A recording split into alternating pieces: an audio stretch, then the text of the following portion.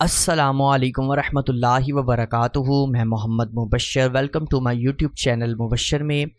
तो आज बेसिकली हम जो सीखने जा रहे हैं वो है प्रिंटिंग की फ़ाइल को कैसे क्रिएट किया जाता है। ठीक है जी, टिफ फाइल कैसे बनाई जाती है। जो कोरोला यूज़ करना जानते हैं उन्हें पता होगा कि इसके अंदर टिफ फाइल प्रिंटिंग के लिए यूज़ की जाती है, वो बनाना सीखेंगे। इसके अलावा जिस वजह से मैं ट्यूटोरियल बना रहा हूँ वो उसकी रीज़न ये है कि यहाँ पर जो मैंने जश्न आज़ादी का पोस्टर डिज़ाइन करना बताया था, इसके नीचे एक भाई का कमेंट आया है, इब्राहिम ख़ान रहमानी है, इनका मुझे कमेंट आया था कि सर 10x15 फिट का जो है 10x15 फुट का मैंने फ्लेक्स प्रिंट कराना है।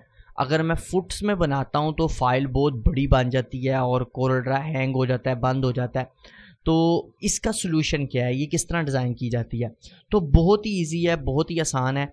चलते हैं हम अपने कोरल्ड्रा की तरफ और स्टार्ट करते हैं जी। तो इस वक्त अपने कोरल्ड्रा पर आ चुके हैं।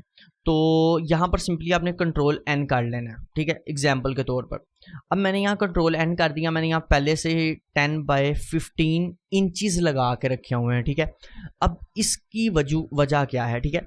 बेसिकली इसके अंदर ये होता है कि 1 फुट के अंदर 12 इंच होते हैं।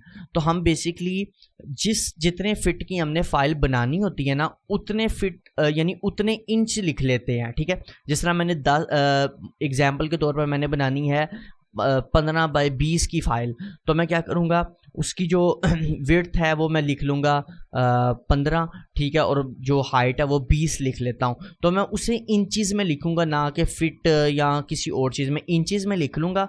उसके बाद उसके साथ मैं 12 को मल्टीप्लाई कर दूँगा। जिस तरह मैं 12 को मल्टीप्लाई करूँगा तो वो ऑटोमेटिकली उतने फिट्स में उसे कन्वर्ट कर देगी, यानी उतने इंचज़ बना देगी। जिस तरह एग्जाम्पल के तौर पर मैं यहाँ कैलकुलेटर ले लेता हूँ, यहाँ मेरा कैलकुलेटर ओपन है, मैंने कैलकुलेटर ले लिया। यहाँ पर एग्जाम्पल के तौर पर समझाने के लिए आपको बता रहा हूँ कि अगर मैंने 10x15 की बनानी है, ठीक है, तो मैं क्या करूँगा, 10 इंचज़ को मल्टीप्लाई कर दूंगा 12 से, ठीक है, क्योंकि 1 फिट में 12 इंचज़ होते हैं। तो सिंपली जब मैं इसे मल्टीप्लाई करूंगा तो ये 120 इंच की फाइल बनेगी, ठीक है जी। यानी इसकी जो हाइट होगी वो 120 इंच की होगी, तो ये 10 फिट कंप्लीट हो जाएगी, ठीक है। इसी तरह आपको समझ लग गई होगी कि 15 को भी अगर आप मल्टीप्लाई करें तो ये 180 बनता है। तो 180 इसकी हाइट इंचज़ में होगी और जो विड्थ होगी वो 120 होगी। तो ये आपकी 10x15 फिट की फ़ाइल बन जाएगी।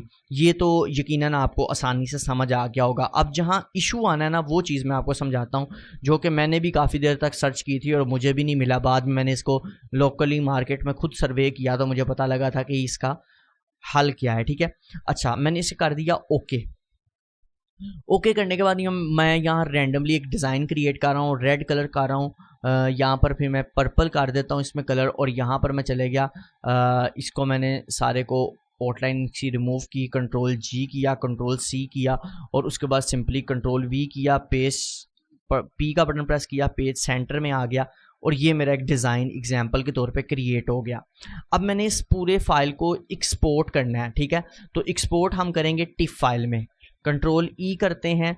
जिस तरह आप एक्सपोर्ट का ऑप्शन ऑन करेंगे, यहाँ देखा मैंने लिखा सेलेक्ट किया हुआ है टिफ बिट मैप को। तो यहाँ पर मैं चूँकि करता रहता हूँ तो इसलिए मैंने इसको पहले से मेरा सेलेक्ट हुआ था।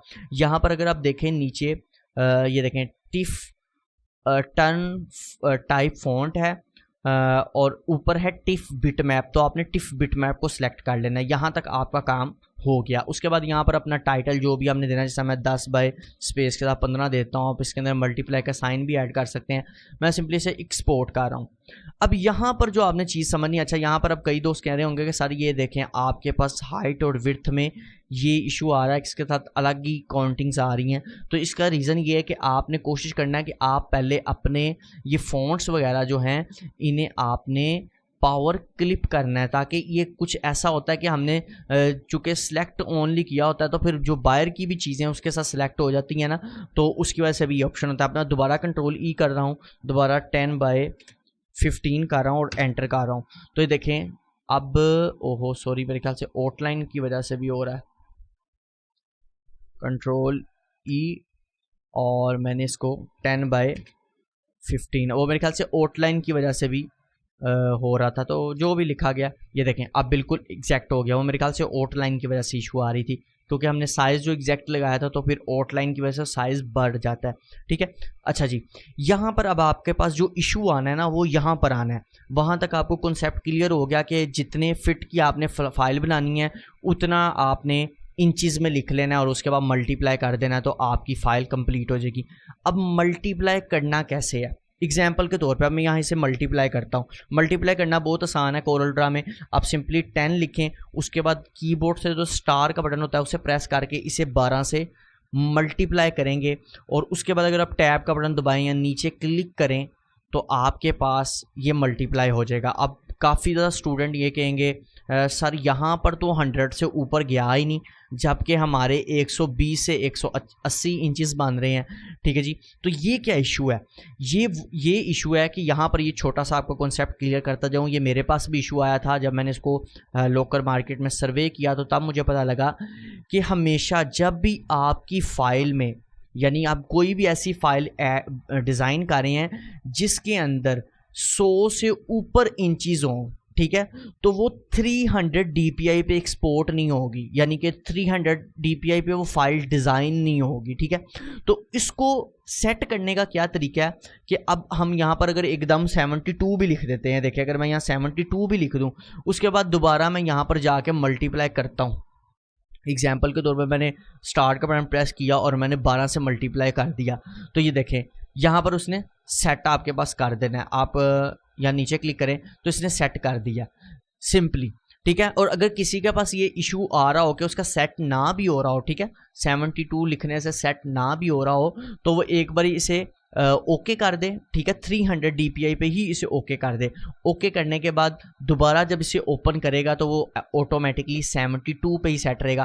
खैर अभी इसने इसको सेट कर दिया है, देखें मैंने 72 लिख दिया यहाँ पर, तो ये इसने ऑटोमेटिकली 120 बाय 180 कर दिया है। अब यहाँ पर आप नेक्स्ट जो काम इसमें कर सकते हैं वो ये कर सकते हैं कि अगर आप इसको कलर्स, क्योंकि प्रिंटिंग के कलर CMY के होते हैं, तो मैंने इसे RGB में बनाया, तो आप यहाँ से भी इसको जो है वो CMY के कलर करके जिस तरह ही आप इसे ओके करेंगे, या आपकी टोटल फाइल जो बन रही है, ठीक है जी, ये बन रही है 2-3 MB के करीब तकरीबन बन रही है। लेकिन अगर इसमें मटेरियल ज़्यादा होगा तो ये फाइल बड़ी भी हो सकती है। मैं इसे सिंपल ओके कर लेता हूँ।